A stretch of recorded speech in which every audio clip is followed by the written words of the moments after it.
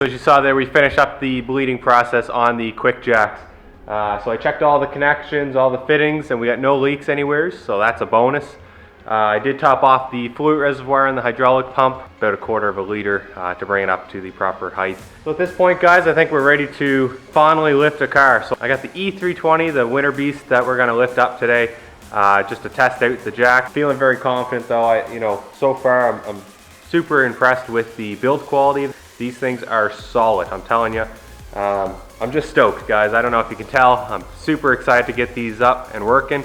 Try this out on the E-Class. Let's stop wasting any time. Let's go grab the car, pull it in, see how these things do.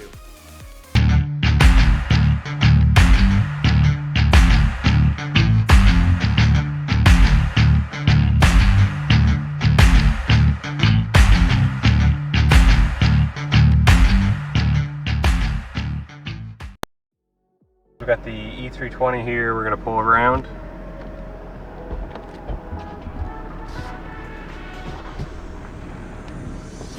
Definitely don't recommend holding a camera while driving, but I am just on the property here, not going very fast.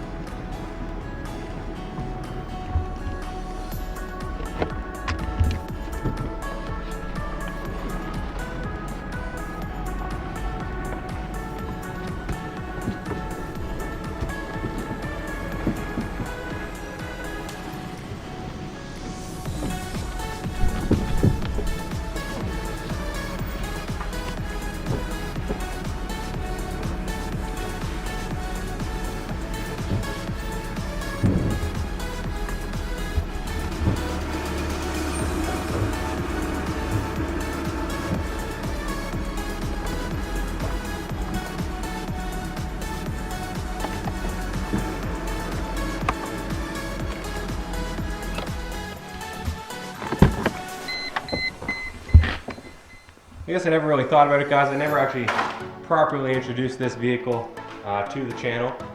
Now that I'm saying that, I think I'll do a video on this car, just kind of giving a quick overlook, some history behind it. I've owned it for about 4 years now, and it has been my dedicated winter car for me. I consider it the winter tank, the winter beast, because this thing is just a heavy 4MATIC, so all-wheel drive. This thing will just take you anywhere you need to go. So I'll cover that in another video, all the things I've done to it to get it to this point. Let's get back to the QuickJacks here and get this car lifted up in the air. Let's test these things out, guys.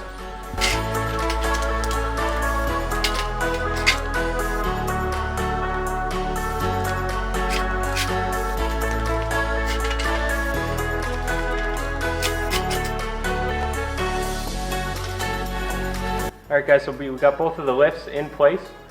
We raised it up just a tad to make sure the rubber blocks are hitting the mounting points on the E-Class. Now I have noticed it is very tight on this car. This is probably my longest car with the jacking points that far apart.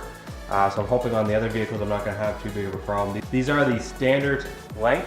You can get extended versions which will be able to give you a farther distance jacking point. On this car I'm kind of just reaching the jack pads. It would have been nice to have that little bit of extra.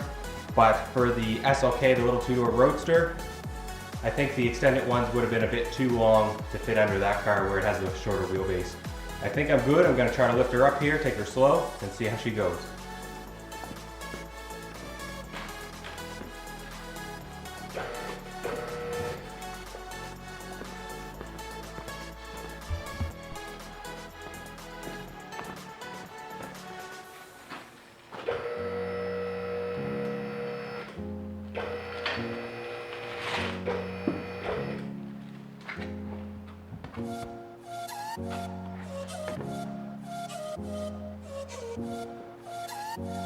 Give her the shake test. Pretty solid.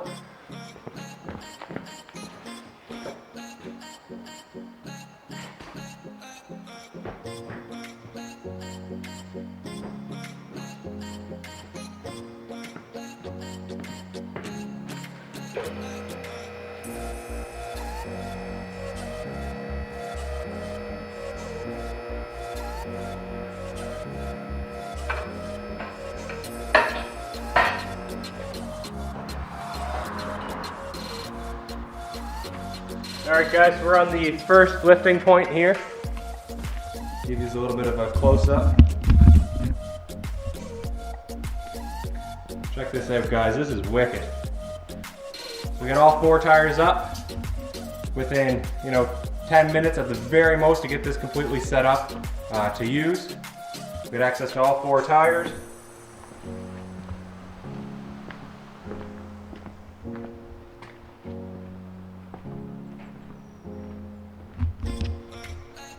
Oh, this is awesome, guys. You got good ground clearance even on the first lock. Let me grab a measuring tape, we'll check that out. So the very first locking point, we're at just about 15 inches. I know you can't really see that on the tape. I apologize on that, but we're right at 14 inches at the bottom of the rocker. So we're already to get this car this high with just a jack and some stands would be time consuming and a bit dangerous, more dangerous than this. This was very simple. Let's raise her up to the next level here.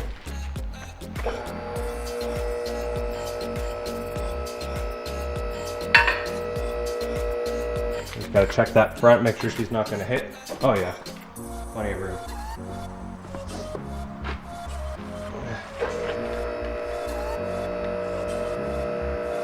I have to be honest with you guys, I'm a little freaked out right now. This is crazy. So she both locked in. Now press the down button. And she's locked in place. Let me get a stand back here, guys. Check out how high this thing is.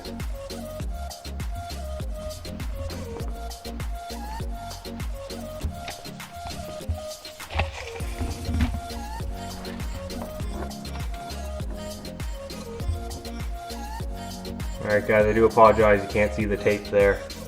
But we're at 19 inches and we're at the second locking point. And that is using the small blocks, rubber blocks, under the car. So this is wicked guys, it's plenty of height. It's about 5 inches short of 2 feet. It's going to give me the ability to do a lot more work underneath the cars, as well as give you guys some better camera angle. So that's it for today's video. It's definitely been a productive one. As you can see, we got the E-Class up in the air, the W210 just flying high. I'm just super excited with the turnout of these QuickJacks. Now, I know I just got these things set up. This is the first time lifting the vehicle, so I'm definitely going to keep you guys up to date on what I truly think of these QuickJacks. We're going to make sure we put these things to the test, use them good, and I'll make sure, like I said, keep you guys updated along the way on how these things hold up, if I have any problems with them, what I would do different. Now I did go with the BL 7000 SLX model. You can get the extended version of these, or you can also get the 5000 model, which the 5000 is rated for 5,000 pounds. This is rated for 7,000 pounds. I don't have any SUVs, any trucks, but you never know what's going to be in store for the future of this channel. I want to make sure I got something that was heavy enough if we do pick up something for you guys that we'll be able to lift it with these. It's also kind of nice just to have the the extra weight capabilities to have in the back of your mind. It's a safety factor for sure, but these things, man, are solid.